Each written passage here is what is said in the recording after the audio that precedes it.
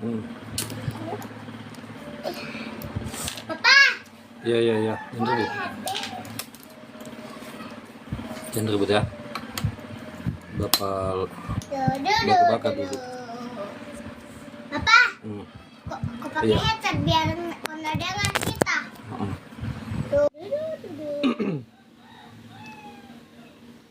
Halo, selamat pagi.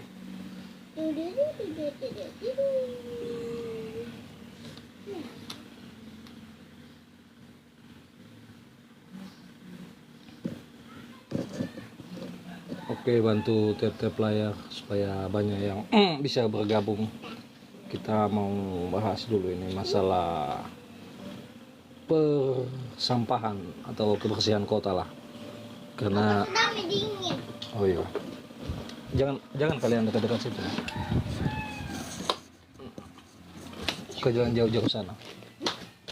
Jadi ini kita bahas masalah sampah ya, khususnya di kota Kendari dan pada umumnya di seluruh Indonesia ya, karena memang kayaknya kita punya masalah hal yang sama. Jadi solusinya apa? Kalau saya sih menawarkan kita tidak bisa saling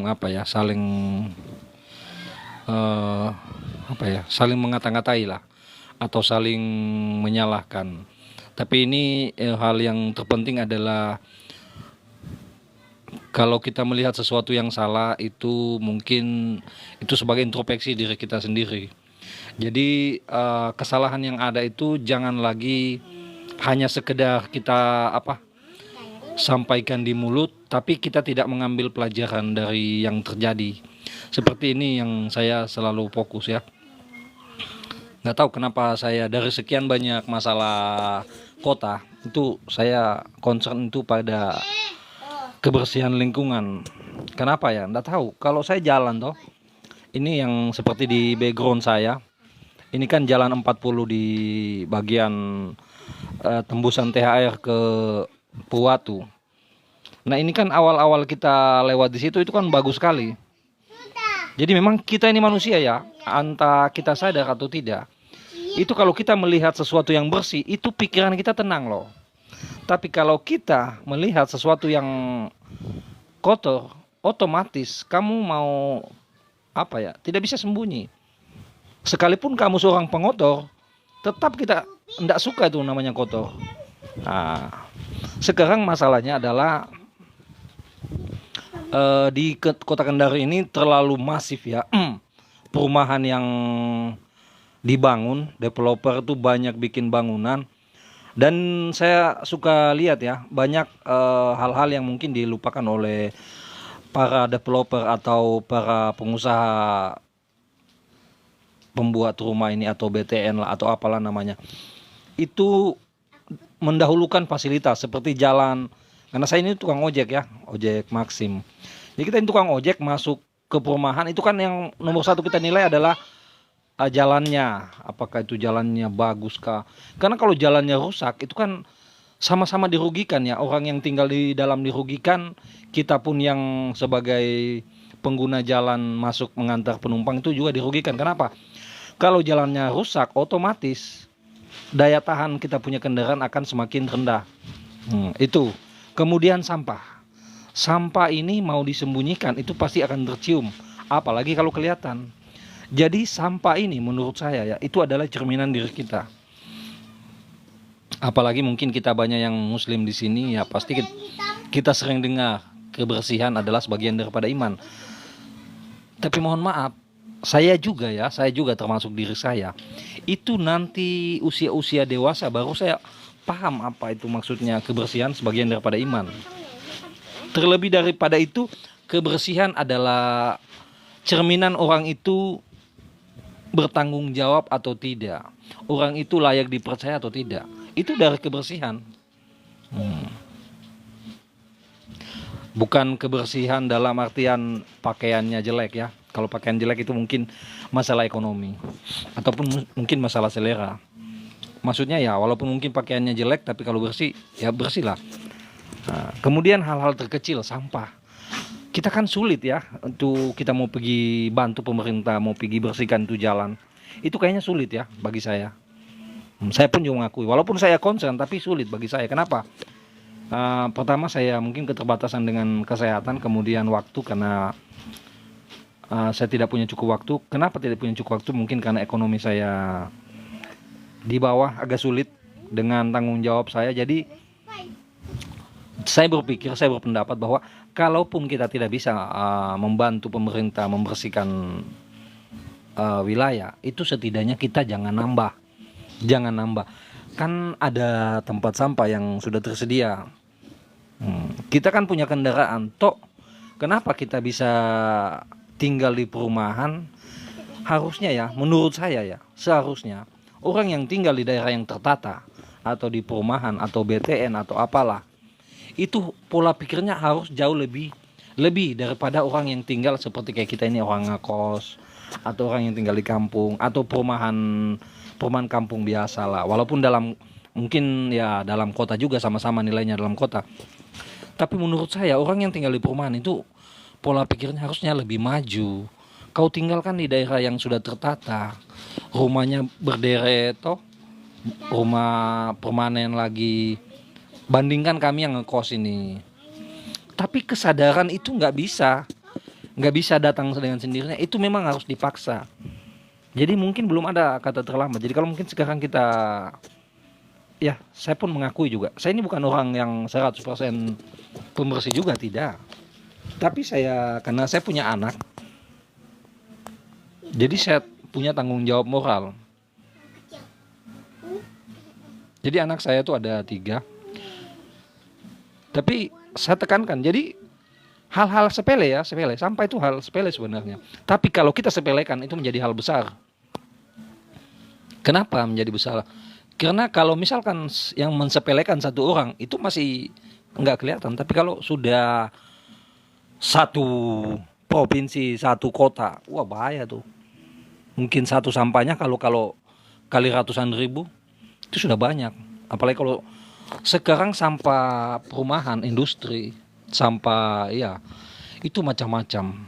Karena anak kecil pakai popok, anak saya pakai popok. Beli apa lagi, makanan kemasan, bubur kemasan ya, otomatis sudah sampah. Terus kan kita mana sampah plastik, sampah kaca, sampah popok.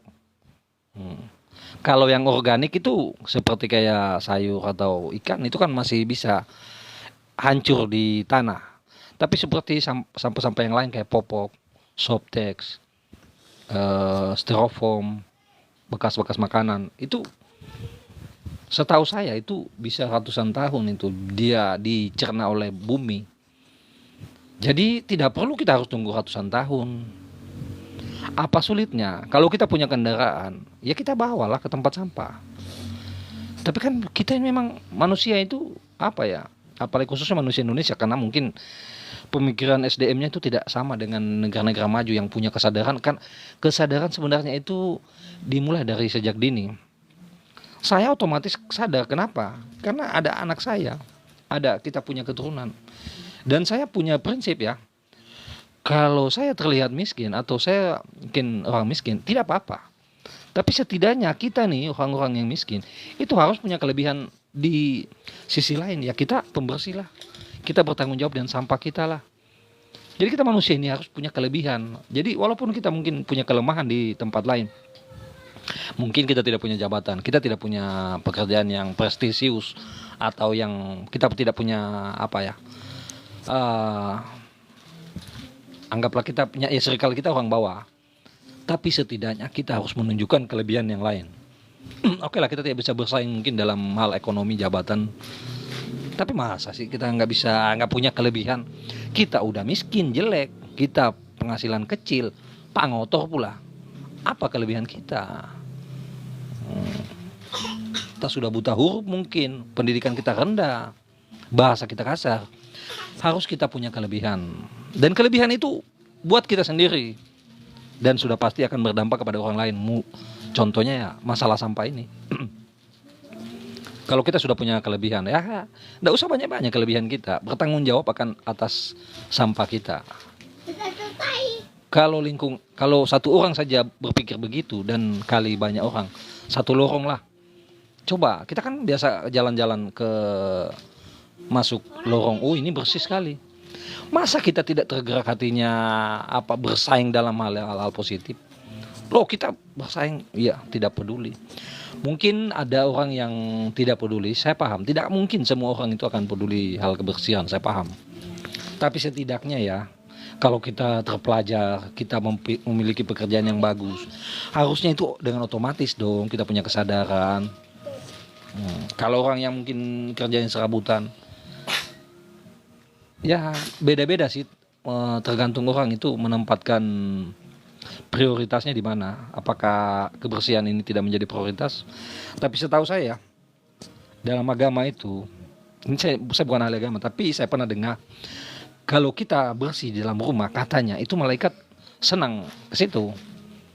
Kalau kotor, kata orang tua dulu, jalanan saja yang kalau kotor, itu katanya setan jin lewat situ. Itu kata orang tua dulu. Tapi menurut saya ya realitanya, kalau kotor, manusia itu malas lewat situ, wajar. Jadi kata-kata mitos mungkin yang kita rasa mitos, masuk akal juga. Teman-teman yang sedang menonton boleh bantu tap-tap layar. Ya. Jadi jangan kita selalu berharap pemerintah yang akan datang menolong kita. Enggak, nolong diri sendiri dulu. Kita mungkin tidak bisa mengubah pola pikir orang lain. Tapi kalau kita sudah melakukan sesuatu, kita menonjolkan diri, oh ini rumahnya bersih nih. Itu cara kita untuk menginfluence atau menarik perhatian. Pertama itu kan kita menarik perhatian. Jadi banyak kan di TikTok ini orang-orang yang menginspirasi. Pasti nggak ada satu orang pun yang terpengaruh. Jadi hal-hal yang positif itu dia seperti virus. Pasti dia akan menyebar walaupun mungkin tidak banyak. Tapi hal-hal yang negatif itu juga seperti virus. Bahkan kadang-kadang virus negatif itu lebih kuat di masyarakat. Utamanya dia menggerogoti anak-anak kecil kita. Mulai dari berkata-kata kasar itu. Jadi lingkungan seperti itu menurut saya memang sulit kita hindar, tapi ya bagaimana saja upaya kita. Jadi kalau kita sudah bentengi, kita punya anak-anak sejak dini ya, dari rumah ya. Karena begini, saya mohon maaf ya, saya tidak bisa mengharapkan lagi pendidikan dari sekolah. Karena di sekolah ini sekarang mohon maaf, kualitas atau profesional tenaga pendidik itu juga tidak semua, tapi lebih mementingkan mungkin sisi akademik. Jadi sisi karakter tuh sudah turun. Beda kayak zaman-zaman dulu. Zaman dulu itu memang gurunya kejam-kejam, tapi kita punya karakter. Karakter kita apa? Ya kita ini orangnya kuat, tough. Bisa bersaing, bisa dalam segala tekanan. Tapi anak-anak sekarang, mohon maaf, kebersihan, sopan santun. Mungkin sekolahnya sekolah agama. Tapi saya suka ketemu yang sekolah agama, label agama. Itu tidak mencerminkan dia punya background sekolah. Jadi apa maksud poin saya adalah orang-orang tua mungkin susah kita nasihati. Tapi kalau ada yang dalam satu rumah, kan satu rumah tidak mungkin semua pikirannya kotor, ataupun dalam satu rumah itu pangotor semua, nggak mungkin toh. Haruslah ada yang bersih semua, salah satunya. Tapi kalau orang tuanya pembersih, itu akan lebih mudah dia menularkan kepada anak-anaknya. Karena memang pendidikan yang paling penting itu adalah meneladankan, memberi contoh, bukan sekedar kata-kata. Misalnya kita mau ajar anak kita, jangan ngerokok, lah kita, bapaknya perokok, itu kan kontradiksi. Tapi ada juga bapaknya nggak perokok, anaknya perokok. Siapa salah? Saya menduga itu kurang kedekatan, orang tua juga kurang waktu dengan anaknya. Jadi kaitannya dengan sampah ini adalah hal-hal yang saya sebutkan tadi sama aja, maksudnya poinnya sama. Jadi kita sejak dini kita sudah menekankan hal-hal yang fundamental seperti kebersihan, seperti adab, sopan santun. Ya, itu sejak awal. Jadi kalau nanti anak kita sudah dewasa baru kita mau ajak, aduh sudah sulit. Itu ibaratnya kalau istilahnya orang dulu kalau laki-laki itu disunat kalau sudah tua itu udah keras dia, kayak begitulah. Jadi memang apa ya, ini sampah ini problem orang tidak peduli, tapi sebenarnya besar nih loh anunya, dia punya efek.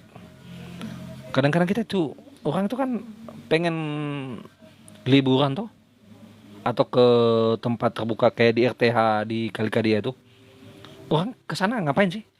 Ya pengen refreshing pikirannya. Tapi kalau dia kesana di kalinya kotor, di pinggir jalan kotor, refreshing apa yang bisa didapat? Mau fasilitas sebagus apapun, kalau kita tidak bisa menjaga, kita tidak perlu membantu membersihkan. Kita jaga, kita jaga diri kita saja dari hal-hal yang merusak keindahan, merusak lingkungan. Itu sudah lumayan bertanggung jawab. Jadi kita tidak perlu terlalu banyak tindakan yang berlebihan, karena mungkin kita tidak sanggup juga, waktu kita juga mungkin tidak cukup. Ya setidaknya kita bertanggung jawab dengan apa yang kita bikin. Menurut saya begitu.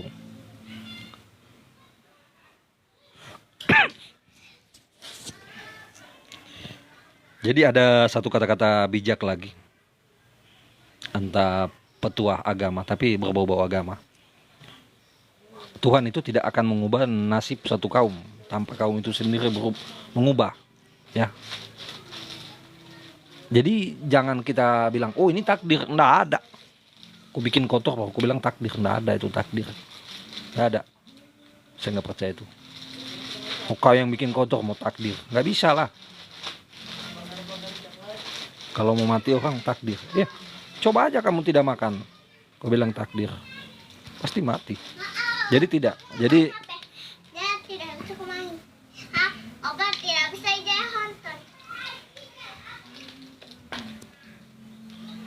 Jadi begitu teman-teman ya. Jadi kita tidak usah terlalu saling menghakimi. Papa, aku nunggu kerja apa? Sebentar saya minta. Kakak. Jadi kalau kita saling menghakimi, saling menghujat, kayaknya nggak bakal selesai. Tapi sebenarnya poin saya di video saya tuh, ya kita sama-sama menyadari ya, kita punya keturunan, kita punya anak loh. Ya kalaupun kita nggak punya anak, kita berpikir, kira-kira berdosa nggak kalau sampah saya itu saya buang sembarangan? Itu, menurut keyakinan saya, kita ini sebenarnya hidup bisa baik-baik saja, asal kita satu aja, nggak usah banyak-banyak prinsip. Kita takut dosa saja, kita hidup ini. Kita bikin sampah, kita takut. Kita menyakiti orang, kita takut. Pasti baik-baik tuh hidup kita tuh. Nggak usah poin-poin yang lain ya, terlalu berat mungkin. Satu aja kita punya poin. Kita takut dosa. Tapi masalahnya manusia sekarang tuh, jangan takut dosa. Tuhan saja kita lawan. Apalagi kalau cuma aturan pemerintah, aduh, gak penting.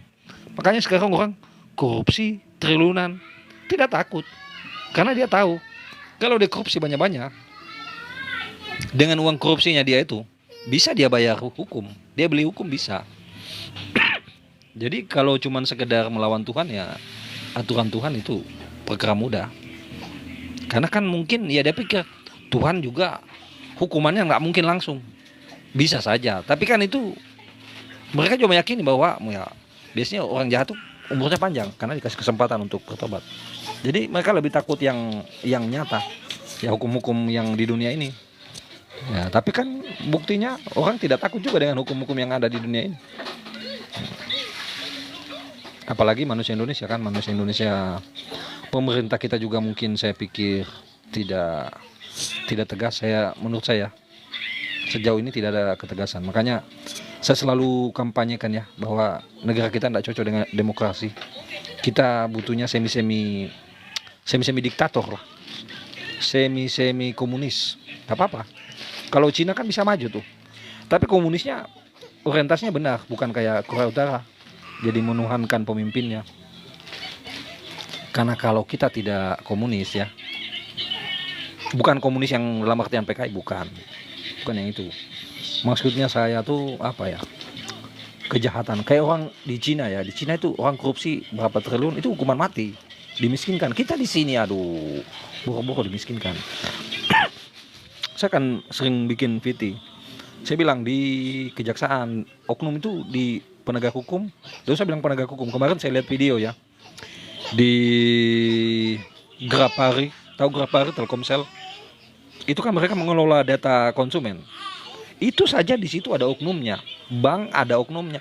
Jadi saya pikir ya, di Indonesia ini seluruh lingkup swasta, apalagi negeri, itu banyak sekali penjahat. Orang-orang yang punya kewajiban untuk menjaga keamanan data itu malah menjadi penjahat. Menjaga kita punya keamanan keuangan itu menjadi penjahat. Jadi memang kita di sini kejahatannya itu kolektif, kolegial, berkelompok, dan cerdas. Jadi kalau cuma penjahat-penjahat maling-maling motor, maling ayam itu ya. Tapi maling kecil itu dihukumnya lama-lama loh. Tapi mereka yang korupsinya miliar, triliun, apalagi ratusan triliun, cuma dihukum segitu. Saya juga mau kan. Saya capek-capek tiap hari kita ngojek pagi sampai malam. Kita tidak peduli hujan, panas, apa. Hanya segitu-gitu. Mending saya di penjara aja tahun-tahun.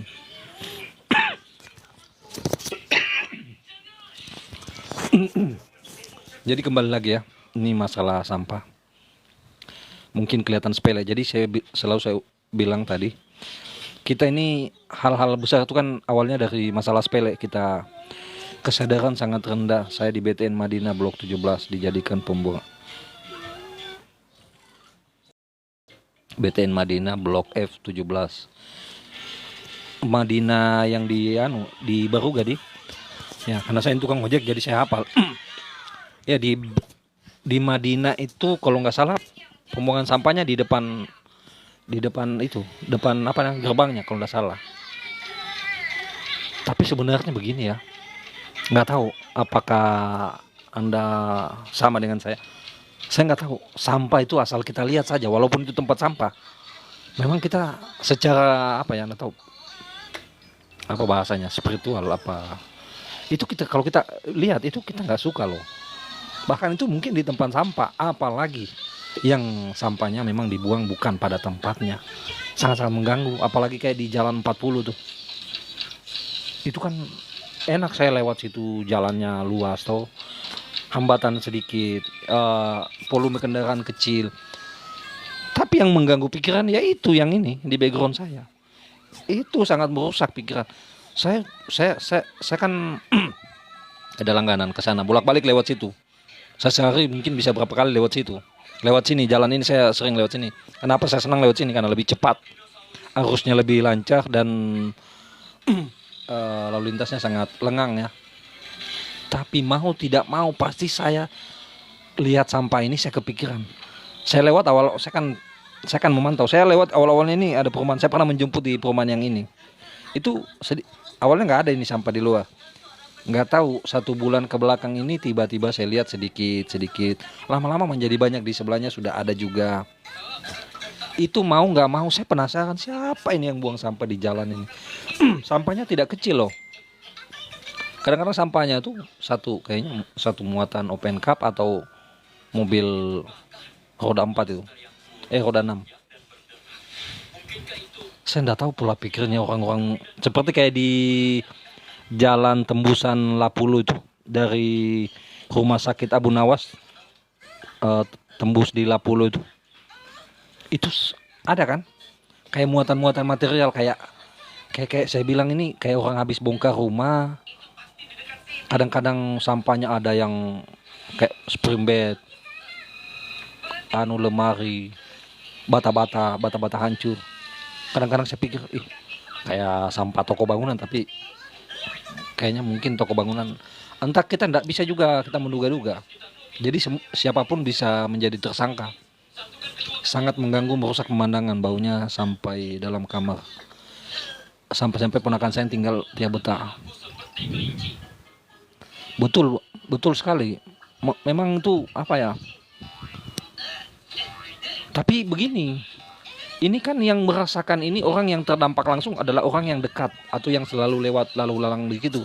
Tapi orang yang buang-buang sampah ini itu sekali lagi saya bilang seperti di video saya sebelumnya saya bilang orang itu kenapa dengan mudahnya tidak bertanggung jawab atas perbuatannya itu karena dia merasa tidak terdampak langsung. Misalkan kayak di kota lama di sana di Jalan La Solo yang kemarin banjir tergenang sampai di Santana. Itu bukan kesalahan mereka sepenuhnya karena memang di situ apa ya daerah resapan air karena sudah dijadikan pemukiman gunung-gunung itu. Jadi ya memang di kota ini memang sulit lagi kita tanggulangi banjir. Kenapa? Karena kalau volume air terlalu banyak itu resapan airnya tidak berbanding lurus itu otomatis kita kalang kabut. Jadi memang sekarang itu fenomena banjir itu terjadi di seluruh negara di dunia ini. Bahkan negara maju pun mengalaminya karena memang resapan air itu menjadi semakin sedikit sementara volume airnya itu ini masalah sampah itu memang sangat mengganggu pikiran. Pertama kan kalau kita lihat sampah bertebaran yang harusnya itu bebas sampah itu mau nggak mau itu pikiran kita pasti akan terganggu. Pasti kita akan mikirkan sampai pun pasti kita dalam hati kita jalan siapa ini yang buang-buang sampah ini sembarang. Saya gemes sekali. Kalaupun saya mungkin nggak seandainya bisa diikat itu orang saya pengen nonjok juga. Tutup matanya saya pengen sekali. Tapi kayaknya Anda harus begitulah. Mungkin orang-orang seperti itu ya jadi saya kalau misalkan saya lewat kapan-kapan ini ya kalau saya lihat ya saya viralkan orang itu. Saya nggak peduli. Karena orang-orang begini mungkin tidak harus butuhnya sanksi sosial. Tapi kan kita sudah mikir toh. Kalau ada sampah dekat perumahan, ya siapa lagi yang mau buang? Apalagi kalau sampahnya kayak kantong-kantong begitu. Kan tidak mungkin orang dari THR sana sengaja ke situ. Kan di THR kan sudah ada jobak sampah. Jadi ya sangat kecil kemungkinan kalau pelakunya adalah orang jauh. Apakah sampah begini? Kecuali kayak sampah-sampah yang seperti bekas-bekas material itu ya biasanya sih orang, tapi kayaknya itu yang lagi membangun. Tapi saya nggak bisa berpikiran jauh-jauh, harus pelakunya orang di situ. Masa sampahnya di situ pelakunya jauh sekali? Pasti orang-orang situ, nggak mungkin terlalu jauh pelakunya.